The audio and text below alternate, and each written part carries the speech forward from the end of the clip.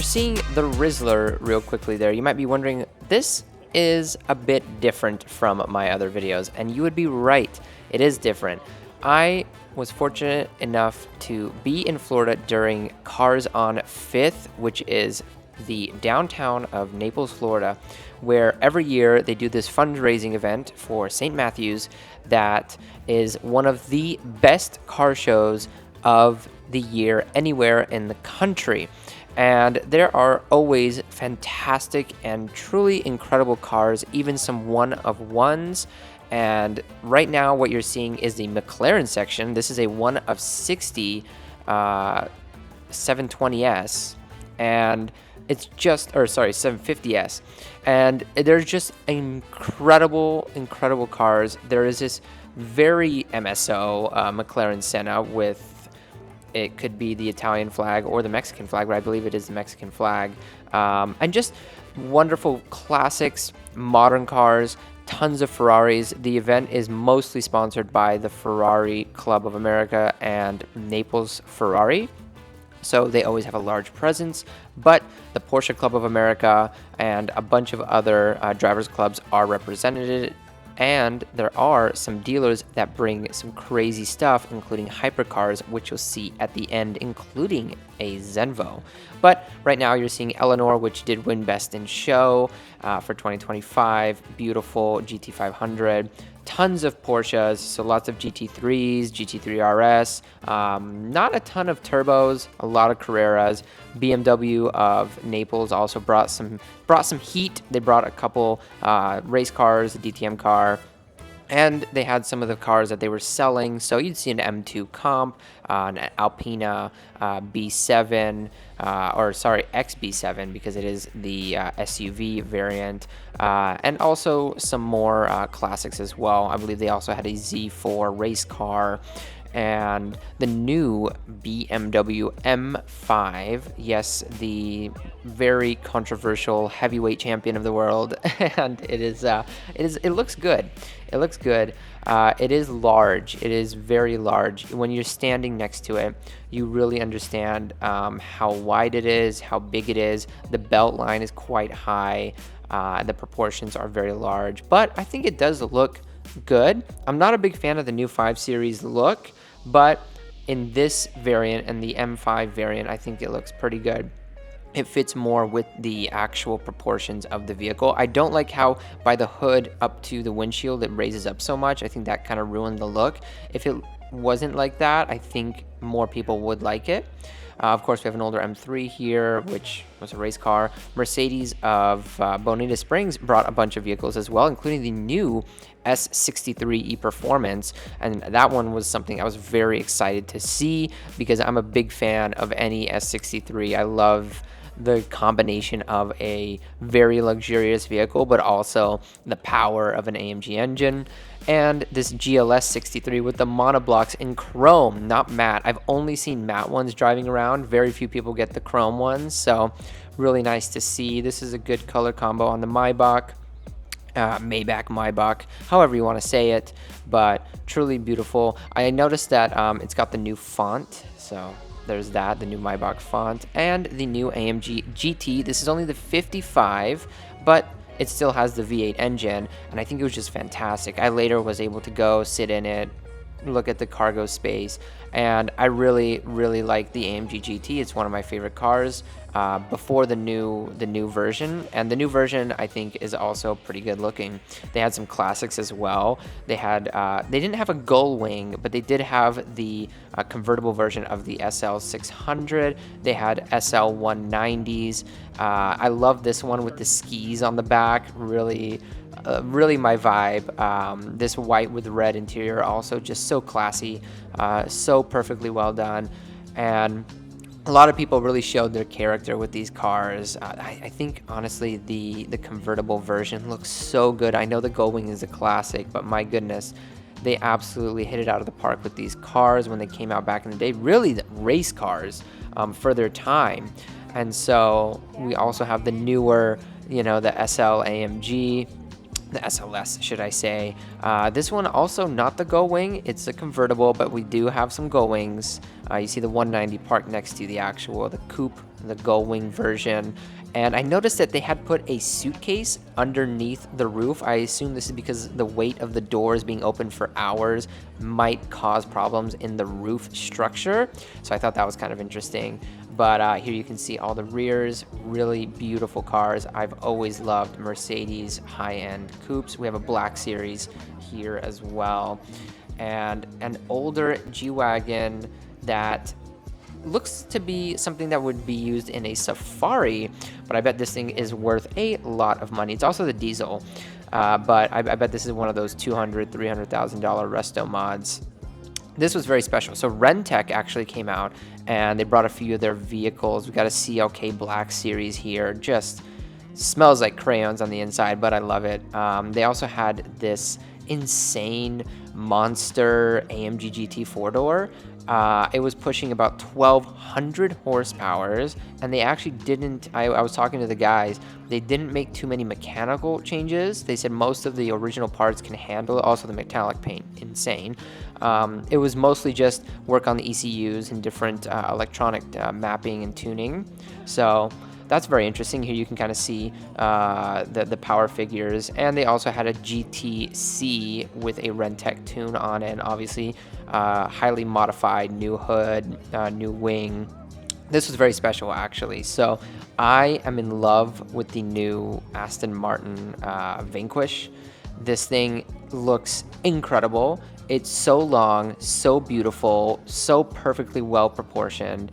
It's just the best car, in my opinion, that they have put out in decades in terms of how it looks, and from inside out, it was just beautiful. And of course, Ferrari. So they had a whole street, and they have the 12 cilindri, the 10 cilindri, and if I'm saying that right, beautiful car to see in person. Of course, this one is just a show model for the customers who can actually afford these cars. I actually think it looks great. In person, it is much wider in the rear. It looks very menacing. This TDF, by the way, the blue carbon, glistening in the sun with this pearl white paint. It was just fantastic. And the full blue leather interior, it was absolutely incredible. The F12 TDF is one of my favorite Ferraris of the last 2 decades. And so seeing that was beautiful. Of course, there's a bunch of 360s, 430s, 308s, 355s, Californias, 812, 812 GTS, 296 Spiders, and this one with the white roof and blue interior with the Italian flag. This was just a very interesting spec. This was definitely the most Italian spec. And so you just had everything from classic Ferraris all the way to the newest stuff. This Pista with the red carbon, oh my goodness. But the highlight has to be the 4 GTs. I've never seen more 4 GTs in my life in one place. There was a bunch of Carbon Series cars. They had the Golf cars. They had everything. I mean, it was incredible to see so many 4 GTs in one place. And there's a very, very special 4 GT that you're about to see. But they had everything from the V8, the V10, the V8 models, the V6 models, and you'll see a very special classic one. But in terms of all of these cars, they seem to be driven cars, not ones that just sit inside of a garage, because I did actually see them driving around in a convoy the day before. Jay Leno had come out for an event, and so they must have all been going there. But really beautiful cars. There's even one that was full white of the 2006 2005 variant of the vehicle, and all of them left their wings up because apparently that is how you're supposed to park it. And if you notice in the headlights of the 4 GT, it does read out 100 because it was supposed to be the 100th anniversary of Ford being a company. One of my favorites was actually that black one with the exposed carbon, truly incredible. And Here you can see some of the special liveried ones, but also this is a prototype, one of the first prototypes of the new Ford GT. And I think this one was number 3 or 4, but it was incredible to see a piece of history right there. And this was the special one. I mean, this is the $1 million Ford GT race car. It's crazy to see in person. That wing is so massive, you can use it like a dining room table. Oh, hi, it's the Rizzler. I didn't realize until later who that was. I was like, wait, this kid has like insane jewelry. What? And then I realized it was a Rizzler. But look at this. So it's got kind of a long tail. You can see that the bodywork extends well beyond the rear tail lights, and just the aero, the way that this thing looks is insane. It's beautiful yet functional. And then we move on to the classic Porsches. Now, if you know your Porsche history, you'll know that these are some of the first Porsches to ever have been made. And so this was before the 911 moniker, because actually Porsche wanted to name the car the 901, but Peugeot, or Peugeot, Doug DeMiro says Peugeot, I'm pretty sure it's Peugeot, they had the trademark for 901, so then they named it 911. But these are the original Porsche 396, I believe. 306, something like that. I'm not good with the old classics in terms of Porsches. I'm not a big Porsche guy, but it was really cool to see this because they truly do look like a Volkswagen Beetle. I remember a bit of the history that, you know, these were supposed to be like a sporty Beetle, and it truly does look like a Volkswagen Beetle when it's in coupe form.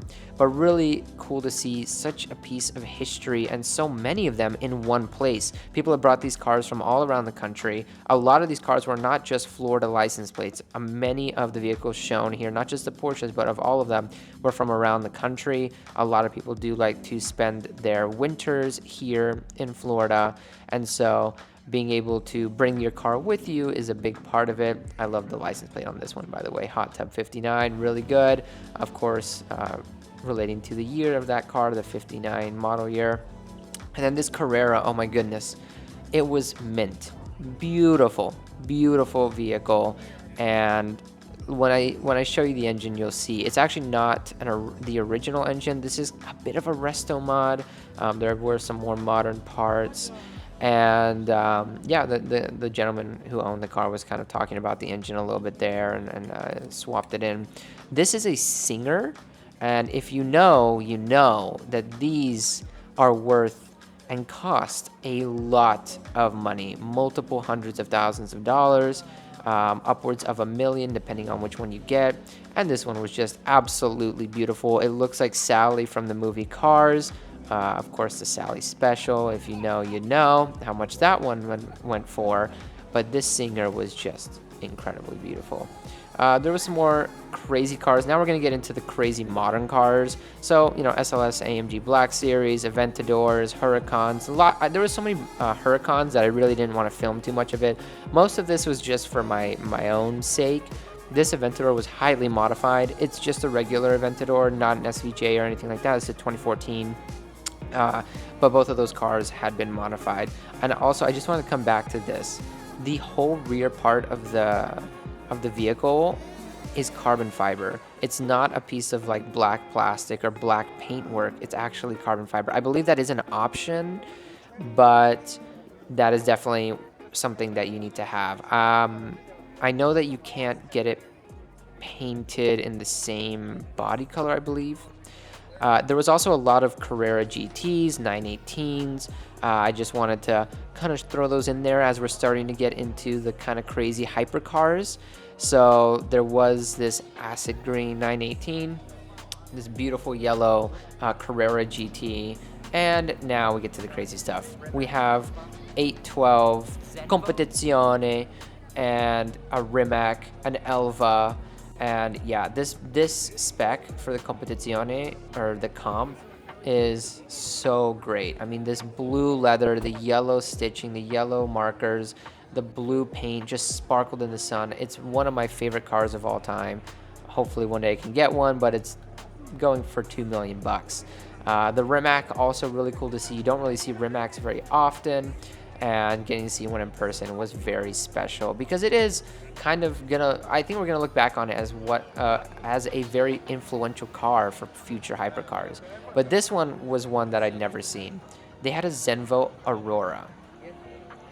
Let me say that again. They had a Zenvo in Naples, Florida. I was shocked. I mean, this one actually did not have an engine in it. It is just a show model that they're taking around the country to gather orders.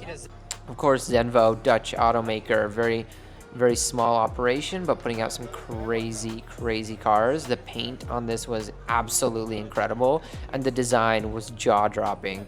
If you look here, I mean, you can see right through to the suspension. If there was an engine, you'd probably see it. The whole rear of the car, no rear glass. It was all carbon fiber. Just insane. I mean, this color shifting paint mixed with the brown leather interior and carbon was one of the most insane cars I've ever seen. And they even integrated a bit of that weaved leather that you might see on something like an Hermes or Bottega Veneta bag. But I'll leave you with the sound of an American Corvette.